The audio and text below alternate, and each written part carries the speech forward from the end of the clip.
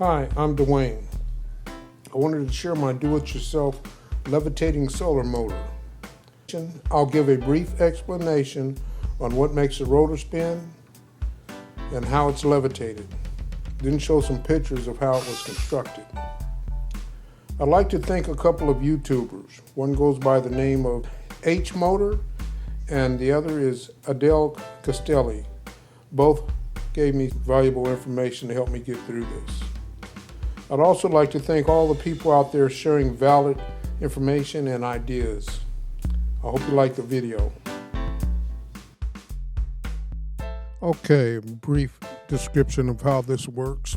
First of all, this is a rotor, and this here is more or less a schematic of the rotor, the actual rotor.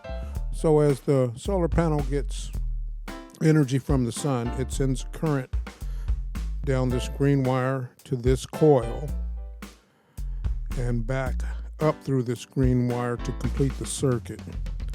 So when there's current flowing through this green wire, it becomes somewhat of an electromagnet. So with magnets, if you have two like poles, like South Pole versus South Pole, they will repel. So this is set up to make this coil repel. So this magnet pushes this coil, which in turn pushes everything on this roller around, or this rotor. So when this rotor is pushed around, what ends up happening is this solar panel would be now up here toward the sun. So it would do the same thing. It would send the current down through this red wire, through the coil, and back to complete its circuit. And in that case, this point of the coil would also be down here by the magnet. So that magnet would repel this coil, and in turn, each one of these solar panels would take their turn spinning, in front of the solar rays and energizing its coil, and the magnet repelling them as this goes around. And I'd like to explain how the rotor is levitated, how it stays in the air.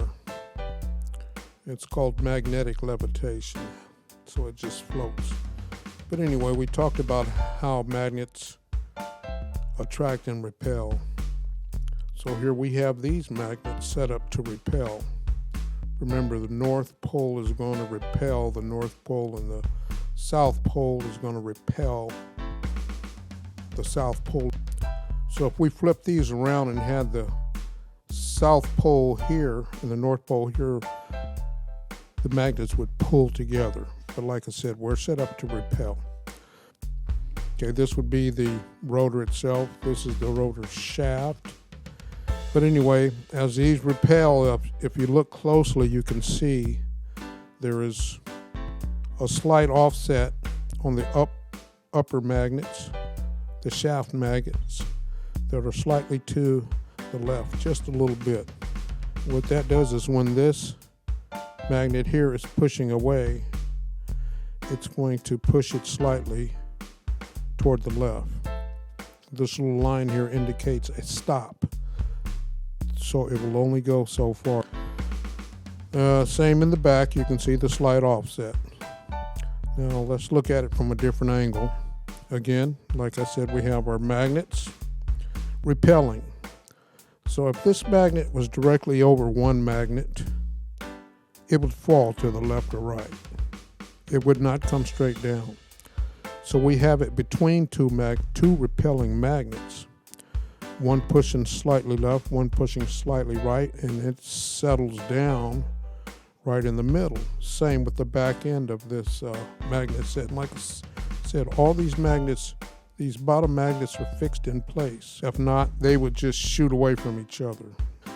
But anyway, this is what makes this this rotor and shaft float, is by magnetic levitation. It's just basically setting magnets to repel each other and having them fixed in place. You got to get them dialed in just right. You know, the space is critical, but it works if you take your time and get everything set just right.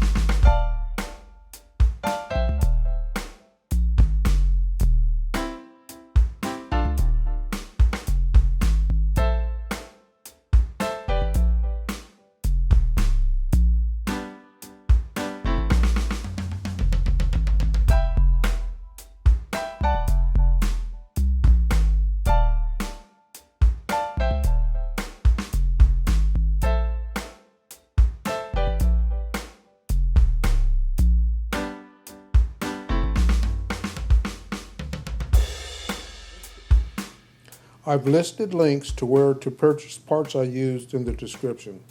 If you like the video, hit the like button and check out my channel to see other projects.